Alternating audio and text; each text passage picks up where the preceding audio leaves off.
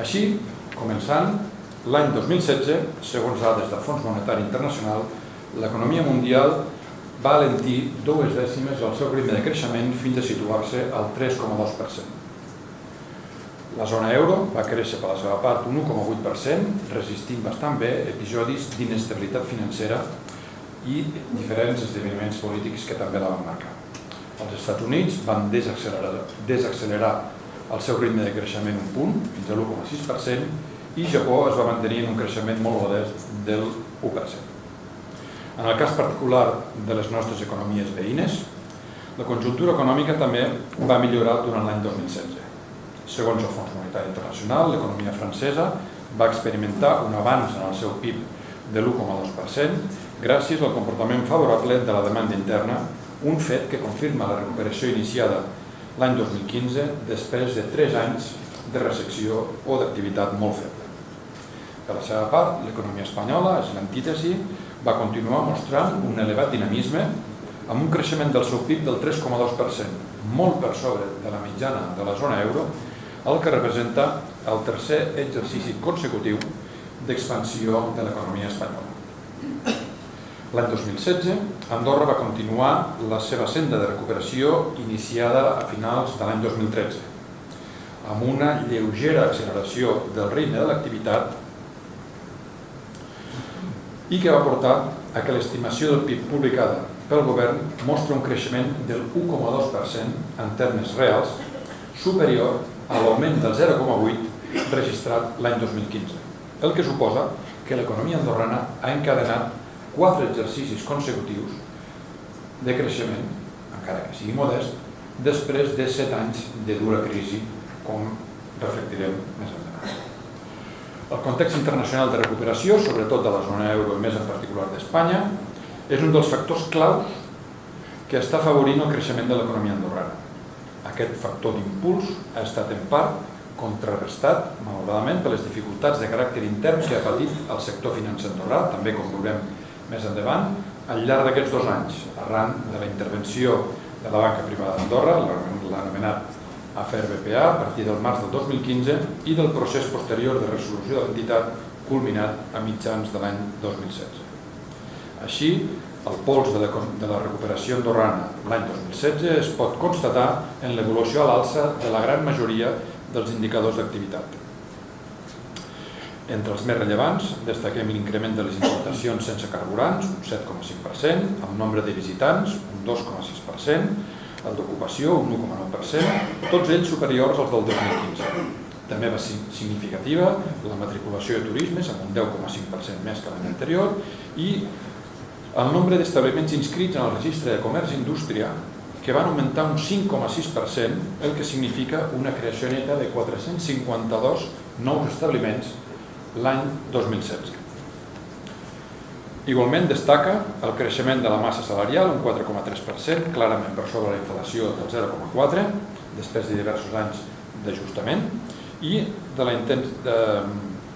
la intensa reducció que ha patit el servei de demanda d'ocupació en recerca de treball fins a un 15,7%. La nota menys favorable de tots aquests indicadors la dona el sector financer, que encara es troba en l'evolució de la inversió creditícia neta, tot i que cau un 0,4% interanual. Tot això ho veurem una mica més en detall posteriorment. En conclusió, podem dir que la recuperació de l'economia andorrana ha continuat avançant lentament durant el 2016 i es va estenent de forma progressiva al conjunt d'activitats econòmiques de l'economia andorrana.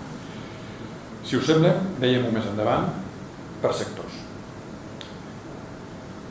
En l'informe del 2015 es destacava que el sector de la construcció començava a mostrar els primers indicis de millora. Podem dir que l'any 2016 ja es pot afirmar la seva contribució positiva en l'economia nacional per primera vegada després de més d'una dècada. Hem de precisar que aquesta contribució és, òbviament, encara molt modesta, les xifres així ho demostren, com per exemple que l'ocupació del sector de la construcció només representa el 41% de la mateixa ocupació que tenia l'any 2006. En concret, durant el 2016 es va registrar una acceleració del ritme de creació d'ocupació del 2,1%, molt destacable, que va anar acompanyada d'un increment del nombre d'empreses del 1,9% i del salari mitjà del sector, que també va créixer un 1,5%. D'altra banda, el nombre de permisos de construcció d'obra nova va ser de 35, amb una superfície autoritzada de 41.677 metres quadrats, el que suposa per això una disminució del 8,1% respecte als mateixos metres autoritzats l'any 2015. Així doncs, veiem que el ritme de progressió de l'activitat encara és modest i pateix encara uns nivells molt baixos. Pel que fa al sector de la indústria i la manufactura, l'evolució durant el 2016 va continuar sent negativa, tot i que va frenar el ritme de caiguda registrat l'any anterior. Respecte al sector de serveis, l'any 2016 s'ha mantingut com el sector més dinàmic de l'economia andorrana, liderats un cop més per la millora de les activitats vinculades al comerç i sobretot al turisme.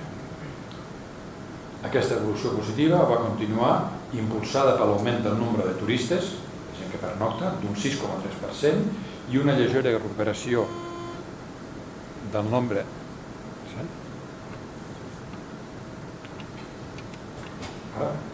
d'excursionistes del 0,7%, que al seu torn ha afavorit el creixement també modest de la xifra de les vendes comercials.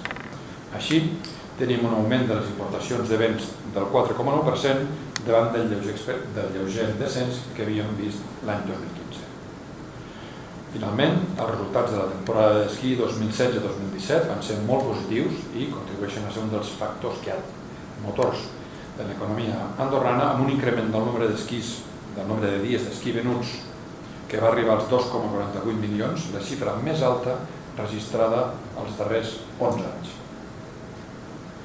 El subsector financer va ser l'única branca de serveis que va registrar una evolució negativa, tal com ja va passar en l'exercici anterior. Una tendència que contrasta amb els forts creixements registrats pel sector en el període 2012 a 2014. Ho demostra la reducció de la inversió creditícia neta, d'un menys 0,4%, del nombre de dipòsits, d'un menys 2%, que ha repercutit en un descens dels beneficis del sector bancari per tercer any consecutiu del 7% i en una retallada de l'ocupació en el conjunt del sector financer del 0,7%. En tot cas, cal precisar que aquestes dades s'han de posar en el context especial que ha caracteritzat el sector els darrers 2 anys arran de la intervenció de la banca privada d'Andorra per part de l'INAF. Aquest esdeveniment, com bé sabeu, ha estat una dura prova superada pel sector, que davant el complex entorn econòmic tant nacional com internacional i a pesar dels tipus d'interès negatius i les despeses d'estructura que ha ocasionat el sector, ha resistit bé davant totes aquestes dificultats, demostrant així la seva solidesa i solvència al llarg de l'any 2016. Actualment, però, ningú s'enganya que el sector es troba immers en un procés de reorganització com a conseqüència de l'entrada en vigor de l'acord d'intercanvi automàtic d'informació signat amb la Unió Europea sobre els comptes i rendes financeres i per la seva necessària adaptació a uns estàndards internacionals cada vegada més exigents. El sector públic va tindre una actuació clarament restrictiva, continua sent una de les economies que més creixen d'Europa. Així, el conjunt del 2017, el Fons Monetari Internacional preveu un creixement del PIB espanyol del 3,1%. D'altra banda, les previsions per l'economia francesa apunten a una modesta però significativa millora per l'any 2017 amb una acceleració que portarà el seu PIB fins a créixer un 1,7%. En resum, es pot confiar que l'impuls procedent de l'exterior segueixi afavorint l'activitat econòmica andorrana, tenint en compte l'elevat dinamisme de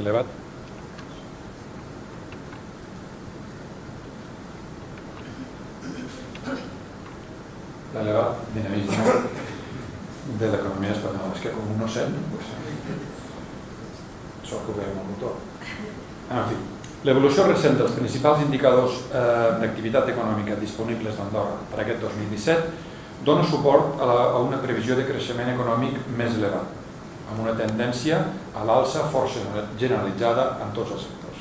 En particular, si entrem al detall, l'ocupació assalariada ha crescut en termes interanuals un 2,9% fins al maig, impulsada sobretot per l'increment en l'ocupació del sector de la construcció, el qual ha pujat un 2,5% en sol, i en especial el sector de serveis, que ha pujat un 3,1%, amb una contribució particularment destacable després de molts anys del sector de l'hoteleria, un 5,8%. En paral·lel, hi ha altres indicadors claus que estan accelerant el pas fins al juliol, com són les importacions totals, amb un creixement del 7,6%, les matriculacions de turisme amb un 20,9%, el nombre de visitants amb un 3,1%.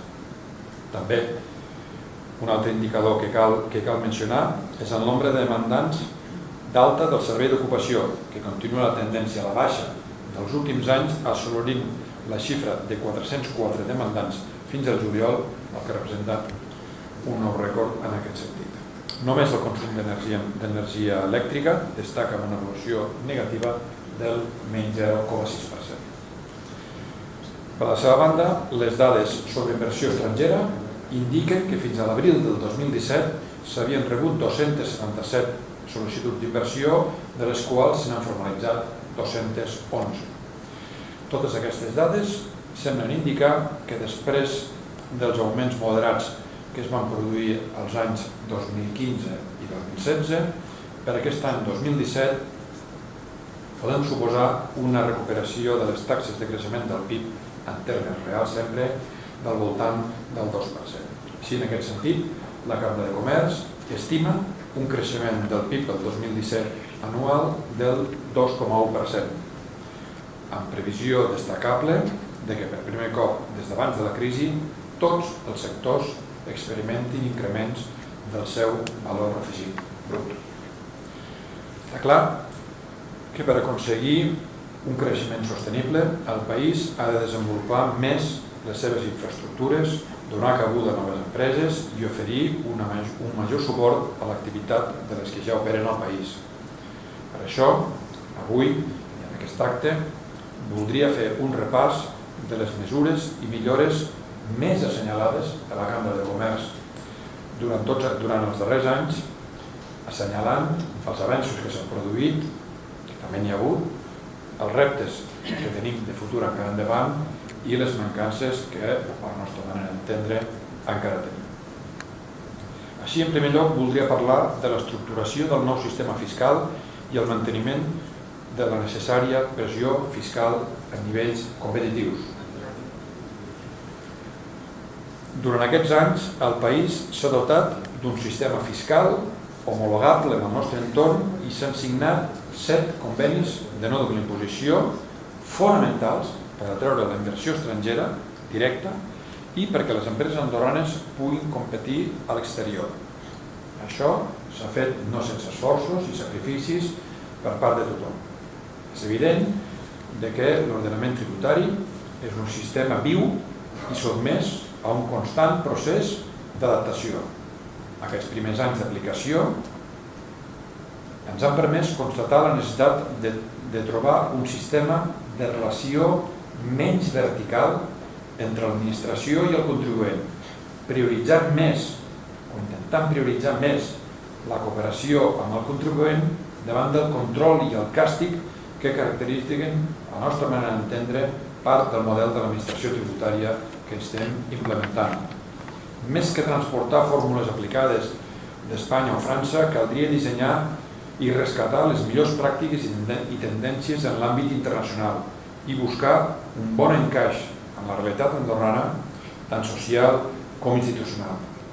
Hem de ser capaços de construir un sistema fiscal, a més d'homologable, que ja ho és, que sigui àgil, simple i amigable pel desenvolupament de l'activitat empresarial. Des d'una perspectiva històrica, la pressió fiscal s'ha anat incrementant enormement aquests darrers anys amb la incorporació de noves figures impositives i d'increments de cotitzacions socials. Des de la Cambra considerem que el manteniment d'una fiscalitat competitiva ha de ser una aposta estratègica, juntament amb la seguretat jurídica, la qualitat de les infraestructures i els serveis bàsics i la facilitat per fer negocis en general. vull insistir que la pressió fiscal no pot seguir augmentant tal com ha succeït en els darrers anys, vist que el marc fiscal aparentment ja el tenim totalment desplegat. El segon aspecte que volia parlar és la simplificació i agilització administrativa. Com bé sabeu, aquesta ha estat i continua sent una de les demandes més recurrents de la Cambra de Comerç i de tot el sector empresarial en el seu conjunt. S'han portat a terme mesures esperançadores com el tràmit simplificat per l'obertura de comerç i la reducció dels terminis en la constitució de societats. Però cal dedicar-hi més esforços i sobretot més mitjans. Entre els més rellevants, creiem que cal eliminar duplicitats entre l'administració general i les administracions comunals, generalitzar les declaracions responsables i crear, per fi, una finestreta única empresarial com a punt de referència únic dels emprenedors i empresaris en la seva relació amb l'administració. El juliol de l'any passat es va posar en marxa la signatura digital permetent efectuar alguns tràmits electrònicament, però encara estem molt lluny de disposar d'una administració digital, fet imprescindible per donar resposta a les necessitats actuals i sobretot a les futures de la nostra societat. Tenim a tràmit parlamentari una llei d'emprenedoria que confiem acabi contribuint a fer realitat alguns d'aquests anhels. En tercer lloc, voldria parlar de les infraestructures de transport i telecomunicacions. Pel que fa a les infraestructures de transport, en l'última dècada s'han dut a terme dos grans projectes, que són el túnel dels Dos Galires i una part de la desviació de Sant Julià de Lòria. I aquest any s'ha posat en marxa la nova estació nacional d'autobusos. Però encara està pendent el projecte de l'heliport nacional que per un motiu o l'altre el govern no acaba de tirar endavant. I també, no oblidem, l'aeroport de la Seu Andorra que continua també encallat. Tant l'heliport com l'aeroport són infraestructures importants que han de facilitar el desenvolupament de noves activitats empresarials i l'arribada d'un nou sector de visitants pels quals la gestió del temps en els seus desplaçaments és un factor rellevant. També va molt lenta la demanda efectuada per la Cambra de Comerç des de fa 4 anys de la creació d'un registre d'aviació civil andorrana que, sens dubte, aportaria beneficis derivats de l'activitat d'explotació i gestió d'aeronaus que culminarien amb el procés de matriculació, tot plegat contribuint, sens dubte, a crear un sector nou d'innovació per a l'economia del país. En quant a les infraestructures de telecomunicacions, Andorra Telecom està treballant per millorar i ampliar els seus serveis. Això és una realitat. Entre altres, s'ha culminat el procés d'instal·lació de fibra, no?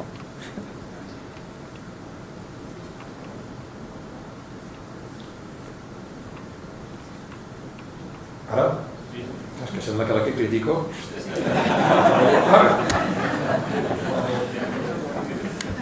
Va dir que precisament Andorra Telecom ha culminat amb èxit el procés d'instal·lació de la fibra òptica a tot el territori i ha abaratit el servei de roaming. També s'ha posat en marxa el Contact Center Internacional, SPIC, i ha entrat en l'accionariat de l'operador espanyol MásMóvil. En aquesta línia de diversificació s'ha impulsat el projecte de construcció del nou edifici de Cloud, que actualment està aturat. Ara està allà. No.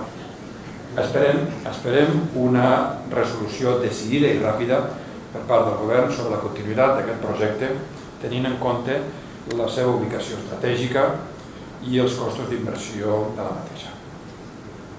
El quart punt és parlar de l'estratègia de país Smart Country.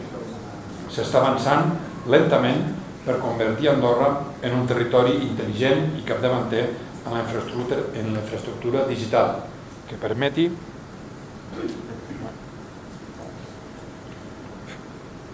a la que s'avança lentament Algú podria avisar un tècnic? Ara sí. Sí, ara? Vale.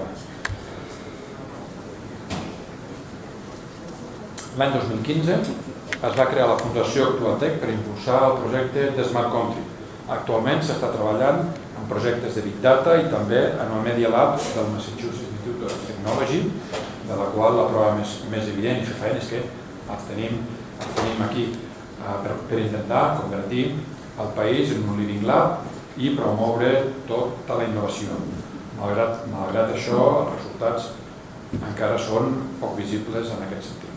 D'altra banda, s'ha creat l'acceleradora NIU per impulsar les vocacions tecnològiques, s'ha habilitat serveis de Wi-Fi als principals eixos per connectar-los i s'han pres mesures per promoure la mobilitat elèctrica per situar Andorra entre els països capdavanters en aquesta presència de vehicles. Tot i així, queda molt camí per fer. Creiem que s'han de desenvolupar projectes intel·ligents i integradors, sobretot amb aplicacions directes al turisme i al comerç, pilars bàsics encara avui de la nostra economia, com per exemple en l'àmbit de la mobilitat, impulsant aparcaments intel·ligents, parades d'autobús sensoritzades, apps pròpies per indicar rutes dins de l'eix comercial o de les muntanyes, etc. En cinquè lloc, impulsar accions per promoure la competitivitat dels sectors del turisme i del comerç. Pel que fa al turisme, la Cambra de Comerç sempre ha donat suport a l'augment de pressupost del Ministeri de Turisme, així com la seva aposta per la desestacionalització amb esdeveniments com le Cirque du Soleil, la diversificació dels mercats de procedència i el posicionament d'Andorra com a referent de turisme de neu, comerç, natura i wellness que estan començant a donar bons resultats.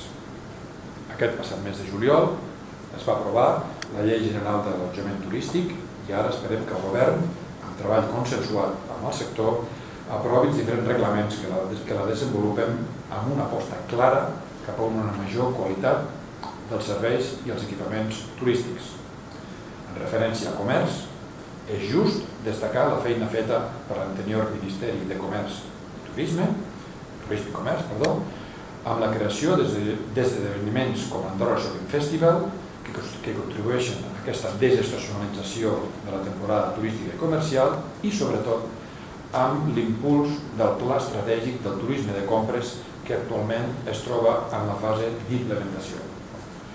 Dins del pla, la Cambra de Comerç assumeix un paper important en el desenvolupament del label de qualitat del comerç d'Andorra. L'èxit d'aquest projecte dependrà de les complexitats i sinergies que es creïn entre tots els agents públics i privats que hi participen. Malgrat això, no puc deixar d'esmentar aquí la desafortunada notícia, tant per la Cambra com pel conjunt del país, de la dissolució de la societat Nevasa i de les conseqüències que se'n derivaran. Després del treball i els èxits assolits els darrers anys per posicionar la marca Gran Valira com a referent mundial d'estacions d'esquí, arribant a la fita del lloc 16 d'entre 2.000 dominis esquiables segons el rànquing de dies d'esquí venuts, segons l'International Report of Mountain Tourism de l'any 2016. En sisè lloc, promoure la inversió estrangera i diversificació econòmica. L'any 2012 hi ha un abans i un després amb l'aprovació de la llei d'inversió estrangera. És una aposta clara per l'obertura i la diversificació que està tenint uns resultats encara avui febles. De fet, si excloem les inversions en activitats patrimonials i de promoció immobiliària, veiem que els projectes purament empresarials que aporten realment valor afegit són escassos i encara poc visibles. Es va contractar l'empresa Monitor Group amb la voluntat d'aconseguir èxits immediats a curt termini i una diversificació estratègica amb l'objectiu d'identificar potencials sectors de l'economia andorrana. Fruit d'això, s'identifiquen els clústers de salut, el d'educació, el de benestar, el d'innovació i tecnologia, als quals s'ha afegit posteriorment el clúster de l'esport. Malgrat tots els esforços, que no són pocs, en l'actualitat encara s'esperen projectes concrets que siguin verdaders impulsors de la diversificació econòmica que entre tots estem buscant. Cal avançar decididament en la regulació d'activitats com en el sector de la salut, en què, sense l'establiment d'un marc jurídic i legal, no es pot donar cabuda a empreses d'aquest sector. Cal donar més visibilitat també, a la mesura del possible, a la iniciativa Actua i definir una política de comunicació i promoció global del país destinada a posicionar la imatge d'Andorra en la comunitat internacional i de negocis. En aquest sentit, cal aprofitar el bon treball fet per la Confederació Empresarial sobre la marca Andorra. No ha estat fins al passat mes de juliol en què el govern ha decidit remodelar, integrant en un sol el Ministeri d'Economia, Competitivitat i Innovació. Confiem que aquest Ministeri defineixi unes línies clares d'actuació i treballi estretament amb la Cambra i amb tots els agents econòmics i empresarials. En setè lloc, i penúltim, voldria parlar de la CAS i la reforma sanitària. Durant l'any 2015 es van redistribuir el 20% de la cotització traslladant 2 punts de la branca general a la branca de jubilació. El 2016 les cotitzacions de la CAS es van incrementar 2 punts del 20 al 22%. Però tot i així, el govern ha alertat que en els propers anys caldrà continuar augmentant-les, perquè encara són baixes en relació amb les jubilacions atorgades. Amb les dades del Fons de Reserva de Jubilació, a data 31 de desembre del 2016, la CAS disposa d'un patrimoni de reserves. Es considera que el govern haurà d'efectuar un impost per pagar les pensions públiques cap a l'any 2023. Pel que fa a la branca general, les despeses s'incrementen cada any i els dèficits corresponents es financen amb transferències del govern o amb increments de cotització. En els propers anys, la població anirà envellint de manera creixent, amb les conseqüents repercussions de necessitats de finançament cada cop més grans, tant en l'àmbit sociosanitari com el de les pensions.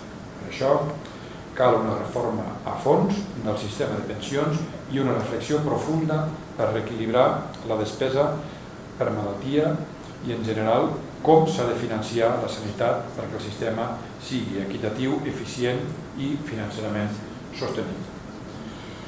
Exercici de difícil equilibri també per manteniment de la pressió fiscal. He deixat pel final l'acord d'associació amb la Unió Europea, que és el gran tema de país pels propers anys. Cal que el procés de negociació iniciat oficialment al març del 2015 ens permeti signar el millor acord i que ens porti a iniciar una nova etapa de prosperitat. Per això, la Cambra, la CEA i la EFA, conjuntament, hem demanat reiteradament una participació activa en el procés de negociació que no es limiti a una intervenció tècnica d'anàlisi de l'impacte d'algunes directives en la nostra economia. Volem fer una contribució real i positiva al procés de negociació i hem reclamat estar informats de manera permanent de les condicions que es negocien. Aquesta tardor s'ha de tancar la negociació en l'àmbit de la lliure circulació de mercaderies, que ha de mantenir les franquícies duaneres actualment vigents i permetre la lliure circulació de mercaderies dels capítols 1 al 23 del sistema harmonitzat. Pel que fa al tabac, considerem cabdal mantenir un termini transitori suficientment llarg fora de la Unió Duanera que permeti la reconversió del sector i la diversificació de l'economia necessària per reduir la dependència dels ingressos que aquest sector aporta al pressupost nacional.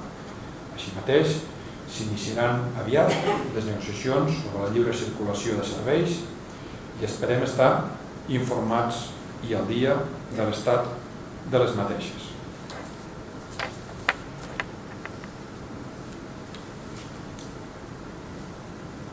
Senyor cap de govern, senyors i senyors, aquest és el meu últim informe econòmic com a president de la Cambra de Comerç. Per tant, a inicis de l'any que ve hi haurà noves eleccions, un nou company prendrà el meu relleu i serà l'encarregat de seguir la tasca que a mi m'ha tocat fer aquests 8 anys. Precisament he considerat oportú que ara seria el moment de fer un balanç molt breu, però sí esquemàticament molt visual de quin ha estat l'evolució de l'economia andorrana aquests últims anys. Així, hem preparat un parell de diapositives més per posar de manifest això. En primer lloc, el que hem preparat és un balanç de l'evolució del PIB, el producte interior brut, sempre a nivells reals des del 2009 fins al 2016. El primer informe que vaig presentar, tot i que ja tècnicament estàvem en recessió l'any anterior, presentava les pitjors dades econòmiques de les darreres dècades, amb una caiguda del producte interior brut del PIB real d'aquell any del 3,7%, el qual venia a contrarrestar molts anys de bonança econòmica que bruscament es troncava. Després, com podeu veure, d'un llarg període de crisi, fins l'any 2013, on es comença a marcar un punt d'inflexió, es comença a estabilitzar l'economia i van apareixent els primers indicis de recuperació que es consoliden, com deia fa una estona, l'any 2016, amb un avanç d'una línia més positiva del PIB que el situa a l'1,2%, amb un valor del PIB real de vora 1.925 milions d'euros, que el situa a l'entorn del PIB de l'any 2003 i que el situa també un 18% menys que el PIB del seu màxim històric que havíem obtingut l'any 2006. La segona de les valoracions o de l'esquema que volia presentar és que entre tots tinguem clar quin ha sigut el volum de canvis de legislació econòmica i fiscal que ha viscut Andorra en aquests últims anys. És veritat que ja veníem d'anys anteriors on s'havien fet reformes que van portar a que durant aquests anys en què jo he sigut president de la cambra s'han anat consolidant, però sí està clar que a partir de l'any 2000 s'inicien les primeres reformes en quant a legislació, en aquell cas d'imposició indirecta, com la implementació de l'impost indirecte de serveis, el famosíssim, que l'any 2004 es refunda amb un primer paquet fiscal d'imposició indirecta que inclou 3 figures impositives importants de l'època, que és l'ICI, l'IAC i l'IBI. Posteriorment, entra en vigor altre tipus d'imposicions, com s'aprova la llei de societats anònimes i de responsabilitat limitada l'any 2007 i l'any 2008 s'aprova una primera llei d'inversió estrangera que no culmina fins al canvi del 2012. Però sí que és important en aquests anys veure tot aquest conjunt, encara que sigui d'una manera esquemàtica, perquè és un volum de legislació i de canvis econòmics realment estructurals de l'economia andorrana. Així, el 2009, encara en el govern Bartomeu, s'aprova la llei d'intercanvi d'informació en matèria fiscal, amb sol·licitud prèvia en aquella època, signa els primers acords bilaterals d'intercanvi d'informació en matèria fiscal, s'aprova un fet rellevant, que és l'entrada en vigor de la comptabilitat dels empresaris. Recordo que fins a l'època no era obligatòria la presentació, és clar, però ara ho oblidem, però això no fa tant.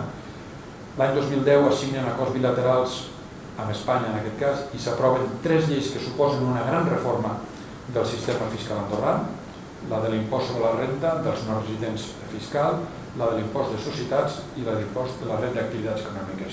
3 lleis que s'aproven el 2010 i que aniran entrant paulatinament en vigor als anys 2011, 2012 i 2013.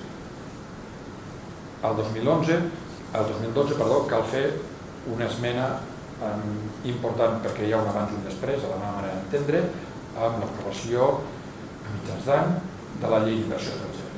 És realment un pas de gegant en l'economia andorrana i és un fet absolutament rellevant. Per tant, jo crec que val la pena parlar paral·lelament també en aquell any entra en vigor l'impost de societats, un altre fet econòmicament rellevant. L'any 2013 comença a marcar l'època dels convenis de nova imposició gràcies a tindre el desplegament fiscal anterior això d'aquí es pot portar a terme. Així, el 2013 es signa el primer CDI en França i entra en aplicació l'impost general indirecte, l'equivalent andorrà a l'IVA, avui absolutament normalitzat. El 2014 s'encunyen els primers euros andorrans, també és un fet fonamentalment relevable, fruit de que abans Andorra ha assimilat l'euro com a moneda oficial. L'any 2015 es signa el CDIs en Espanya, Portugal, els Emirats Àrabs i Liechtenstein, i com a fet econòmicament també rellevant, s'inicien oficialment les negociacions amb la Unió Europea per tal d'assolir un acord d'associació. Entra en vigor l'impost de la renda de les persones físiques, també fet rellevant, i el 2016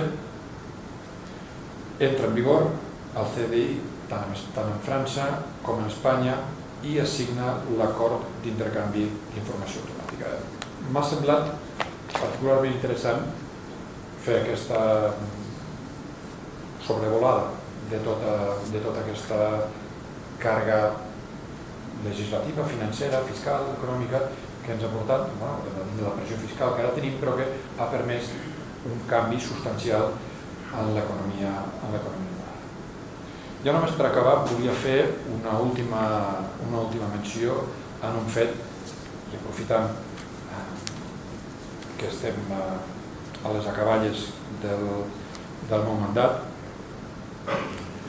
La Cambra de Comerç està a punt de complir 25 anys, amb els companys han pensat que era un bon moment per donar-li una actualització a la seva llei, aprovada l'any 93, perquè, òbviament, hem vist fa un moment que l'economia andorrana ha canviat i ha mutat, i la Cambra de Comerç també necessita fer-ho.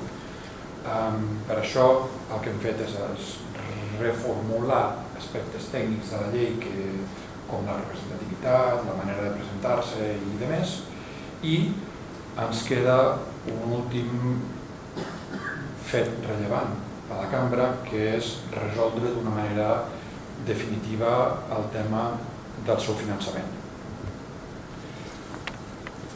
Si volem que la Cambra de Comerç, que recordo que és definició obligatòria, automàtica, i en la qual ningú de nosaltres o d'empresaris ha de pagar més pel fet de pertànyer a la Cambra, sinó que una assignació del que ja es paga va directament al finançament de la Cambra, estem acabant d'esbossar amb el govern quin seria l'encaix de la subvenció, més que la subvenció, la transferència que la Cambra ha de rebre. Han buscat una fórmula que havia d'encaixar bé en la llei i per tant demano als polítics, als quals anirem a veure una vegada tinguem això d'aquí tancat amb el nostre Ministeri de Tutela via govern, una aprovació d'aquesta llei que evidentment serà tècnica però que voldrem vindre a explicar a tots els grups parlamentaris. Jo crec que si som capaços de donar un bon contingut en aquesta llei podem tirar 25 anys més amb la Cambra de Comerç, que espero que com a mínim sí que serveixi per contribuir a la divulgació econòmica i a la manera d'incidir en l'economia. La Cambra de Comerç, i amb això acabo, té una funció que és la d'incidir en la tramitació de les lleis i qualsevol activitat relacionada directament amb l'economia. Les administracions públiques tenen la potestat de fer-ne ús i demanem que se'n faci encara més del que se'n fa. Per això el que volia per acabar és, més enllà d'agrair la vostra paciència en el vot polític, donar les gràcies a tots vostès i passaré la paraula al cap de govern.